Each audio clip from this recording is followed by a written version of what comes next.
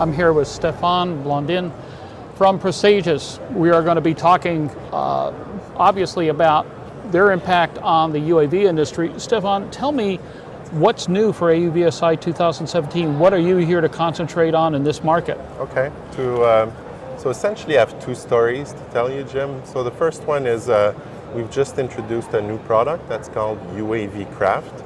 And we thought that one of the best way to do this would be to come with some of the partners that have been instrumental in helping us develop the product. So what we're actually showing on our booth space this year is three different partners, ourselves, Presagis, as well as La Flamme Aero, and another company called NGC Aerospace. So La Flamme Aero are introducing... You're playing with some interesting players there, aren't you? Indeed. We know what NGC stands for. Actually, it is a different NGC, so it's not your usual Northrop Grumman. Right. Interestingly, this is a company who's really into this space of autonomous navigation and guidance. These guys have been very active in the space industry, and they're bringing some of their knowledge to steer some of the autonomous sense and avoid capabilities in the La Flamme helicopter. So the La Flamme helicopter is an autonomous helicopter. It's called the LX-300. It's essentially that's a twin rotor machine that we've seen here. Twin rotor, flexible blades with the ability to lift up to 90 kilograms for periods of time that can extend from 1 hour to up serious to 8 payload. hours. Yeah, serious payload. And we got involved with those folks as part of a Canadian research project. And we thought it would be interesting to use the kind of tools that we normally apply to the simulation and training industry, but see how it could be used to design an actual UAV platform and UAS platform. So essentially, what I can tell you is that with La Flamme, they've been experimenting with all sorts of different form factors for the flying platform. So different shapes, different types of blades, of wings, positioning of all those things, up till the point where they were happy that they had the right design and could start going into more advanced stages. In a similar fashion, we've got the NGC folks who have been able to develop their navigation system in a fully virtual environment where they've been able to fly their sensors on the virtual UAV and try them for different types of missions and tasks in different types of environment. What's great about this tool is it's not an actual UAV from our perspective, UAV Craft. It's really a collection of 11 different tools that we normally offer as software development kits to some of the large defense system integrator. It consists of things such as terrain or database content production, which a lot of military government use to ingest geolocated data, elevation imagery, vectors to build some of the large area databases they use for military training, all the way to through our sensor products with the ability to emulate radars, infrared at very advanced levels of realism. So we thought it'd be great to put all of those things together in what we thought of initially as a reference platform. We wanted to build a simulator that go high in terms of quality. You know, for fixed wing, you could have somebody who would want to reach some very high full flight certification levels, or on the helicopter side, maybe level 5, 6, or even 7 in some cases. All right. But we wanted to make it really easy to use and pre-integrated everything, because what we see is a lot of our customers end up actually doing the same type of integration work, and we thought it would be a great value to bring to the industry to do most of the work while keeping this philosophy of an open system. So pretty much all the components in the system can be parameterized for certain characteristics, but they can also be extended or even in most cases extracted or replaced by somebody's own algorithms, somebody's own hardware, or some of the research tools such as MatWorks Simulink as an example. So this creates a very open, very flexible environment that customers use in different use cases. One of them would be a manufacturer who would be interested, like the ones of La Flamme and NGC, and testing some new concepts, new equipment concepts. Obviously, we've got people who are interested in building ground control stations with some of the tools that have been used that have certifiability. So as an example, one of the components we use is actually the software tool that's used by many airframe manufacturer and avionics systems manufacturer to design the glass cockpits that you find in actual aircrafts today. So it's got some pretty good credibility there. And also bring the computer-generated forces, the sensors, the visualization that we bring together. So some of our customers may see a ground control station in it. Some others may see a way to train their customers, especially in this environment where people acquire and get to the point where they've got hybrid fleets of platforms, hybrid fleets of sensors.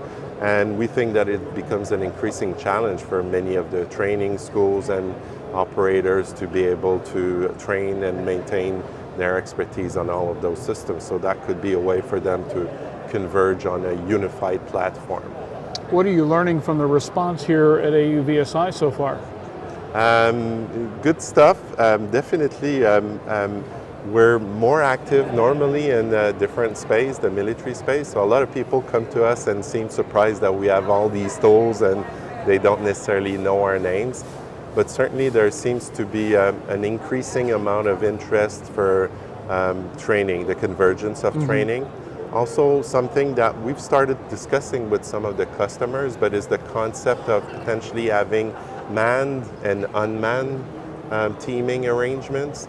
We think that's something that's going to come in the future where, you know, you may want to use a manned platform because you got precise control over specific parameters of what you're trying to do, but you want to be helped by a second pair of eyes or extra eyes. So certainly that's the kind of concepts that we've been exploring with some of our customers. Optionally piloted. The other area of great interest to us and hopefully to the market is we're seeing more and more customers who want to have some level of autonomy in the way that they exploit the data that they collect from UAVs. I mean, most people bother putting a UAV up in the sky to collect some form of information or some form of imagery.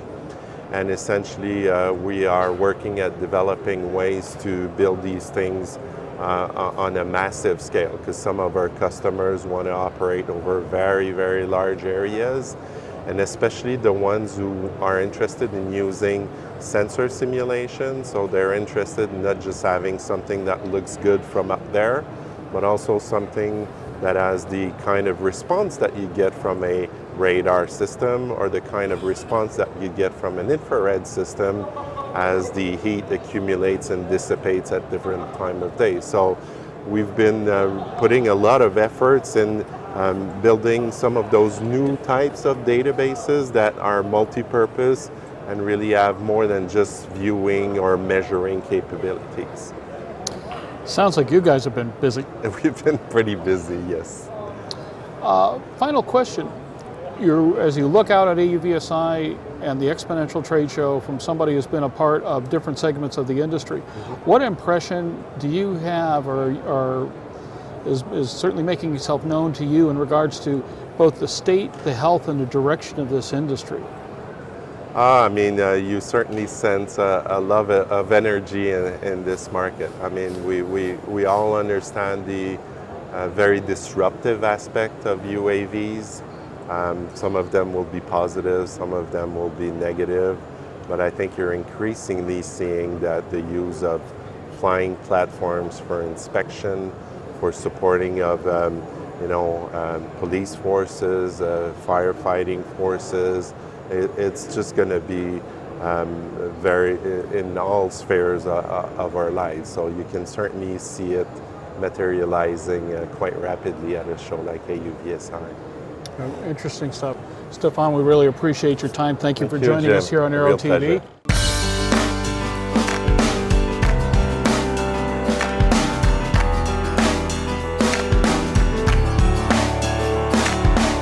Aero-News Network's coverage of the Association for Unmanned Vehicle Systems International's Exponential 2017, live from Dallas, Texas, is brought to you in part by the following sponsors. In collaboration with NASC, introducing Sonix Aerospace, bringing you the Taros Group 4 UAS, the redesigned Tiger Shark Block 4, and the Subsonics Twin Jet UAS, all derived from flight-proven manned systems, not concepts, real aircraft. More at sonixaerospace.com.